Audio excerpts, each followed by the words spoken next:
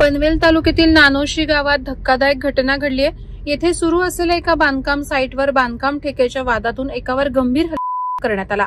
यावेळी झालेल्या गोळीबारात एका व्यक्तीने आपला जीव गमावलाय। बाबू वाघमारे असं या व्यक्तीचं नाव आहे। गोळी करणाऱ्या काही संशयितांना पनवेल पोलिसांनी ताब्यात घेतलं असून त्यांची कसून चौकशी सुरू आहे। हाती आलेल्या प्राथमिक वृत्तानुसार नानोशी येथे घर बांधण्याच्या कामाचा ठेका घेण्याचा वाद बुधवार दिनांक 26 मार्च रोजी उफाळून आला। घर बांधण्याच्या साईटवर 45 वर्षीय बाबू वाघमारे हे मेस्त्री काम करत होते। त्यांच्याबरोबर असलेल्या एका कामगाराचा कामाच्या ठेक्यावरून वाद झाला। वाद विकोपाला जाऊन त्यानं बाबू वाघमारे यांच्यावर गावठी कट्टा रोखून थेट गोळीबार केला।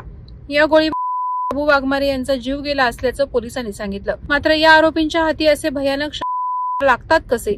परिसरात अवैध राजरोस तस्करी, पोलिसांच्या अपरोक्ष सुरू आहे का, असे अनेक गंभीर सवाल या प्रकरणामुळे विचारले जात आहेत।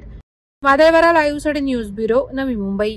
नवी मुंबई व रायगड जिल्ह्यातील ताज्या बातम्या आणि घडामोडींसाठी सबस्क्राईब करा वादळवारा लाईव्ह चॅनल आणि दाबा बेल आयकॉन।